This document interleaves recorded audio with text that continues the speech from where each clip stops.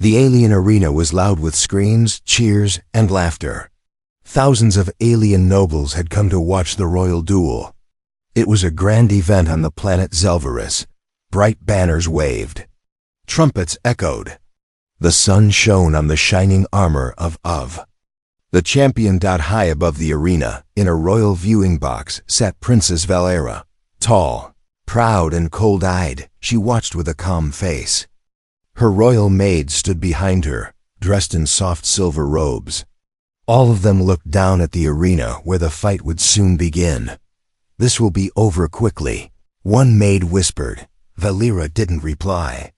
Her champion was a mountain of muscle, a warrior bred from birth. No one had ever beaten him. Then the gate on the far side opened, and the crowd went silent. A single human walked out. He wore simple armor. No high-tech weapons, no glowing shields. Just a blade on his back, and a steady look in his eyes. He didn't bow. He didn't speak. He walked calmly to the center of the arena. The crowd burst into laughter. That weak thing? A human? This must be a joke. Even Valera raised one brow. She leaned forward, curious now. "Who is this?" she asked. "His name is Marcus," said one guard. "He came from the outer colonies. Signed up for the blood duel under old law." Valera narrowed her eyes. That law was ancient. Anyone who defeated the royal champion in a blood duel could claim the title Royal Conqueror, and with it, they earned rights over the princess and her royal companions. She had laughed when she heard it still existed. But now, someone had called. Upon it, the horn blew. The alien champion roared and charged forward. Each step shook the ground. The crowd cheered louder. Dust flew into the air as the giant rushed toward the human. Marcus didn't move. At the last second, he sidestepped. The champion missed and roared in anger. He swung his huge blade. Marcus ducked, rolled, and came up behind him. The champion turned just in time to see Marcus pull out his sword. It was not glowing. It had no energy core, but it moved like lightning. With one smooth motion, Marcus swung and split the champion in half. The crowd froze. The champion's top half slid off the bottom. Blood sprayed across the sand. His blade fell from his hands. Silence. Then, screams. Valera stood up, her heart racing. She stared at the human below. He wasn't even breathing hard. His sword was already sheathed. This was not a mistake. He had trained for this. An official stepped into the arena, holding an old scroll. His voice echoed loudly. "By the ancient law of blood duel, the challenger has won. He is now the royal conqueror. The Princess Valera and her royal companions are now his property by law." Gasps filled the air. Some nobles shouted in protest. Others looked stunned. Valera's hands tightened on the edge of the balcony. She could feel every eye on her. Shame, confusion, and something else. Anger? Fear? The human looked up at her. Their eyes met. She expected him to grin, to raise his sword in victory. But he didn't. He only nodded once. Calm, controlled, almost respectful. What kind of man was this? Guards approached Valera's seat. "Princes," one said softly, "you must come with us. It is the law." She took a slow breath. She couldn't fight the law. Not in front of the whole empire. Her maids were shaking. One whispered, "Are we really his now?" Valera stood tall. "We go with pride. He may have won, but we are still royal." The gates opened behind them, and the path to the victors. Chamber waited. As they walked down the stairs, Valera whispered to herself, "Let's see what kind of man you truly are, Marcus." But deep inside, something told her this was no ordinary human. He had come here for a reason, and she was going to find out what it was, even if it cost her everything. The golden chains did not feel heavy. But to Princess Valera, they felt like fire. They were not there to hold her body, only to show the world that she was now claimed. She walked down the silent stone hall with her maids behind her. No one spoke, no one cried, no one dared. The law had been spoken, and now the law would be followed. At the end of the hallway stood a black door. Behind that door was the human who had changed everything with a single sword. Strike. Marcus. The one who had split her champion like a knife through fruit. A guard pushed the door open. Inside was not what they expected. No golden bed. No harem platform. No waiting servants. Just a plain room with soft lights, clean floors, and one human sitting on a bench, cleaning his blade. He didn't look up. Valera stepped forward, her voice cold. "We are here, as the law demands." Still, Marcus didn't look up. He spoke. Quietly. "I didn't fight for women. I fought because he tried to kill me." Silence. Valera frowned. "You called upon the law of blood duel. You knew the rules." Marcus nodded. "Yes, I knew if I died, no one would care. But I didn't expect to win." He finally looked up. "And I never wanted slaves." That word slaves made something. Sharp twist inside her. "You mean to reject us?" She asked. He stood, walked toward her. His movements were calm, but his eyes, they were sharp like his sword. "I don't reject you. I release you." One of the maids gasped. Another whispered, "He can't." "That's not legal." Marcus turned toward the wall. A small device blinked green. A recording crystal. "Have already spoken. The release on record. You're all free to go." Valera stared at him. Was this a trick? No alien conqueror in history had ever won and then given up his prize. Never. Not once. Why? She asked. Marcus turned and looked straight into her eyes. "Because I want something else." Her heart jumped. Her maids looked confused. Valera stepped forward. "What do you want then, human?" Marcus answered slowly. "Answers." The room went still. "I've seen how your empire works," he continued. "Power over others. Win and rule. Lose and obey. But I come from a place where that's not enough. I want to understand why you all accept this." Valera blinked. "You fought for knowledge?" "I fought to survive," he said. "Now I want to understand this world. I want to know you." The words made her breath catch in her throat. No male had ever said that to her before. No male had ever cared what was inside her mind. She stood in silence. One of her maids, Lika, stepped forward. "If we are free, may we choose to stay." Marcus looked surprised, then nodded. "You can, but only if you wish." Valera looked at her maids. One by one, they nodded. They stayed. Not by force, by choice. The law had made them his. But now something else had begun, something no law could command, and Valera felt the weight of her golden chains begin to disappear. She stood over his bed at midnight, holding a dagger, not to kill but to know. Princess Valera watched the human sleep. His breathing was calm. His chest rose and fell like a steady drum. His hand rested near his sword, but he didn't stir. She had faced warlords, leers, and monsters, but Marcus, the human who had split her champion and then released her, was the strangest of them all. He was dangerous, not because of his blade, but because he refused to use his power, and that made her afraid. "You could have taken us," she whispered softly. "Why didn't you?" The human moved slightly but did not wake. Valera slowly lowered the dagger beside his bed. Her test had just begun. Morning came.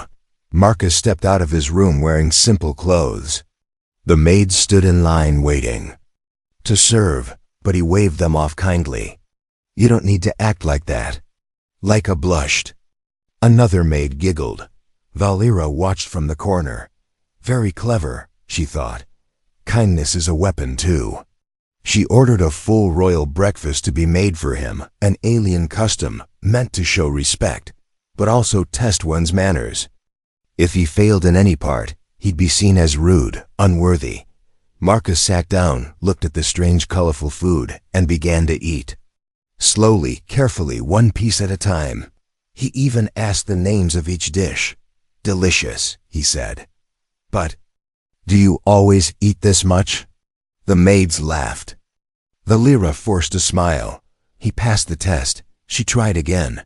She invited him to the royal bathhouse, fully expecting him to gawk, to stare at her or her maids. The steam was thick, the waters warm, and the clothes thin. Marcus walked in, saw them, and immediately turned his back. "I'll wait outside," he said. Valera blinked. "Why? Are we not beautiful?" "You are," he said without turning. "But beauty is not an excuse to forget respect." Another test passed, but that night, she tried something different. No tricks. No plans. Just a question. She found him, sitting under the stars, sharpening his sword. "Marcus," she said, sitting beside him. "Do you fear me?" He didn't look up. "No." "Then why do you keep your distance?" He finally turned his head. "Because I respect you." His voice was quiet, firm. "And because if I get too close," he added, "I might forget who I am." Valera frowned. "Who are you?" Marcus looked at the stars. "Someone who wants peace." "But I was trained for war." The words struck her like thunder. She had tested him as a master, but maybe he was testing her too. The wind blew softly. The night was still, and for the first time, Valera did not feel like a princess testing a servant. She felt like a woman, slowly being disarmed by truth. The cup of tea trembled in her hands. Leka, the youngest maid, had never been this afraid. She stood in the hallway, just outside Marcus's room, holding the tray with shaking fingers. The other maids were asleep. The guards were silent. The night was cold, but the fear inside her burned hot, because she knew what was inside the cup. Poison. Not enough to kill quickly, but enough to stop a heart within minutes. She hadn't put it there. Someone else had, but if she delivered it, she would be part of the murder, the one who ordered it. Princess Valera, or so she thought, earlier that evening. A shadow slipped into the royal quarters. One of the old guards, loyal to the royal family and angry at Marcus's victory, whispered into a maid's ear, "Tonight he drinks. Tomorrow we forget he ever came." The order spread fast, quiet, deadly. And somehow it reached Leka. She wasn't supposed to know, but she did. Now, standing at Marcus's door, she had a choice: knock and obey the old ways.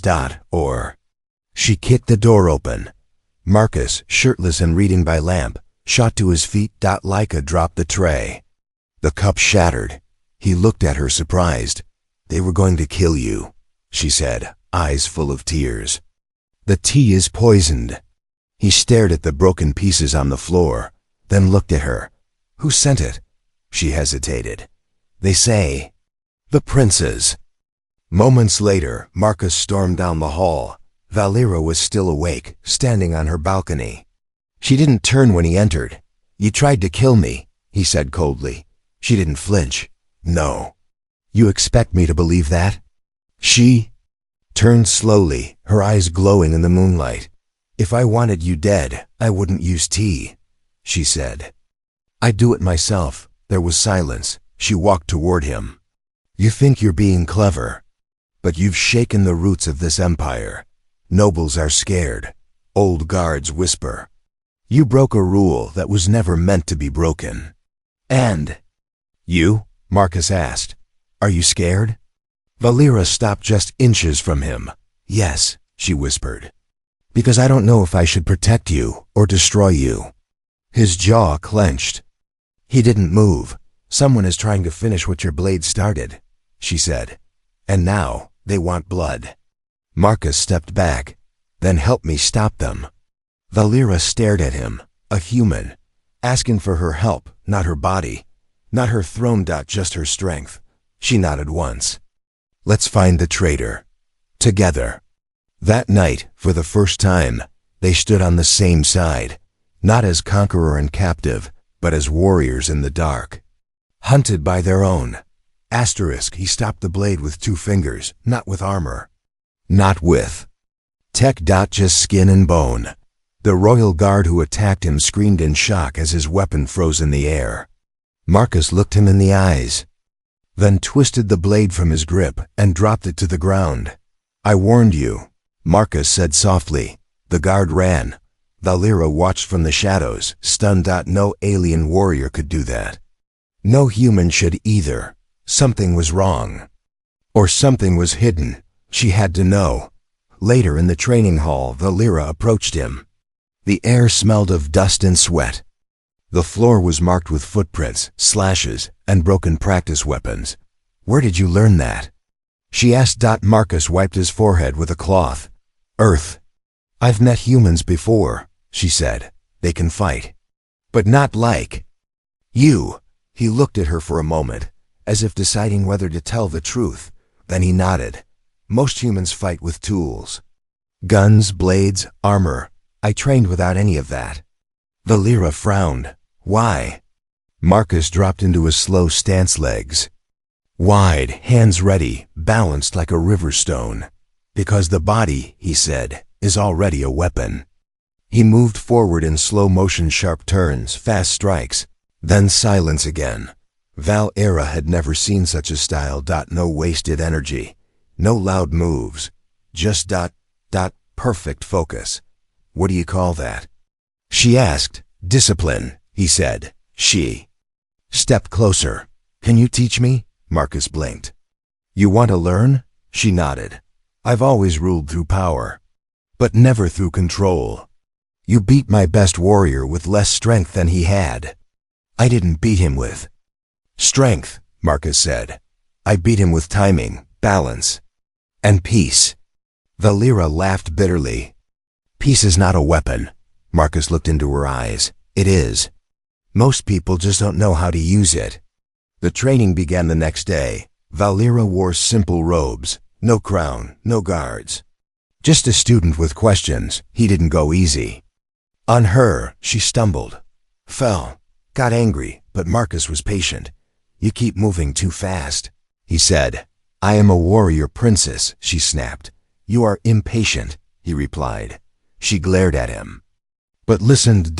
And slowly, her body began to learn what her heart had not. Stillness can be stronger than speed. Meanwhile, the palace whispered. A princess learning from a human? A conqueror who didn't conquer. Old nobles began to plot again. But this time, the human wasn't alone. Valera had started to change, and for the first time in her life, she didn't just want to win. She wanted to grow. Asterisk. The birds stopped singing. That was the first warning. The second came moments later, when the palace sky turned red. Princess Valera looked up from the training yard, where Marcus was showing her a new move. A strange silence fell across the royal walls. Even the guards paused. Something felt wrong. Very wrong. Then the alarm horns cried out. A servant ran in, breathless. Noble ships above the palace, hundreds of them. Marcus stepped forward. They're here to take it back. Valera's face turned cold. They're not here for the throne, Marcus nodded. They're here for me, and the ones who stand with me. High above, ships bearing the old noble flags dropped soldiers into the city. Armored warriors poured through gates, shouting orders. This is a correction, their leader cried. A human cannot hold royal blood. He is not one of us. Inside the palace, the royal maids gathered, afraid. They're going to kill him, whispered Leka. They'll kill us too, another said. We chose to stay with him. Valera looked at them, her loyal companions. Once, they had. Then hers by law. Now they were hers by bond. And now, they were his. She stepped onto the central hall, eyes blazing. You are no longer maids who are defenders of peace. She turned to Marcus. Will you fight beside me? Marcus picked up his sword. I'll fight for every soul in this palace who chose to be free. The battle began. Noble soldiers broke through the outer gates, but they didn't expect what came next. Valera leading the charge, her blade glowing bright. Marcus at her side. moving like wind and fire, and behind them, the maids. Trained, armored, and no longer afraid. Lika took down 3 soldiers with a staff. Tara Jean blocked a laser with her shield and knocked out a noble with 1 punch. The nobles screamed, "They're only women." But the women roared back, "We are warriors." Hours passed, the palace wall shook, flames burned high, but the defenders stood tall. In the final moment, Valera faced the noble commander, her own uncle. "You disgrace the family," he spat. "No," she said. "You disgraced us when you used the law to own people like things." Then she struck him. Down. Silence returned. The noble fleet retreated.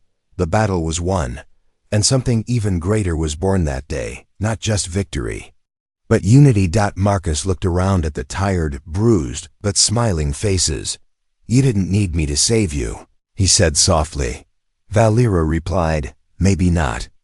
But we needed someone to remind us we were worth saving." Asterisk. They took off their veils and burned them. One by one, the royal maids threw the old silver veils into the fire pit. No more symbols of silence. No more chains hidden behind beauty.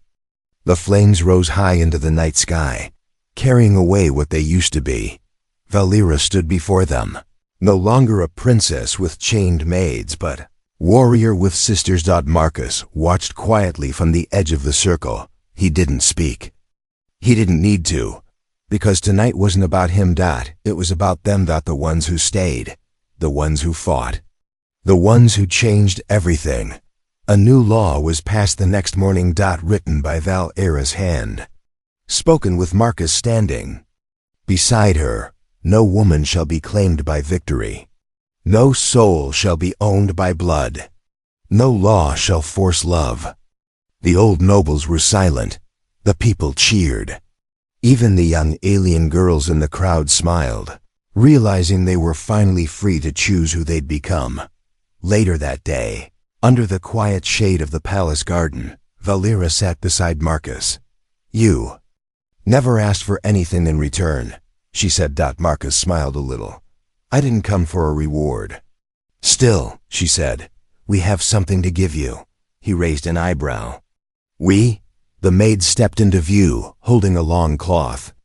Inside was a new sword, half alien metal, half earth steel.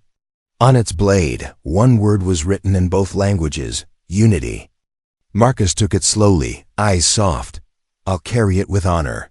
Valera leaned closer. "Will you stay?" He looked at her, and then at the palace, the people, the sky. "I was always just passing through," he said. "But maybe I've finally arrived." Time passed. The palace changed. The maids became leaders. Some trained others.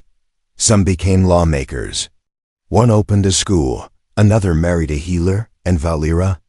She ruled with strength and grace, but never alone. Marcus remained at her side, not as her master, not as her owner, but as her equal. One evening, as the twin moons rose above the land, Lika approached Valera with wide eyes. "There's something you should know," she whispered. Val single quotes YRA turned, curious. "What is it?" Lika blushed. "I think I'm pregnant." Valera laughed with joy, tears in her eyes. And far away, Marcus looked up at the stars and whispered to himself, "This is what I fought for."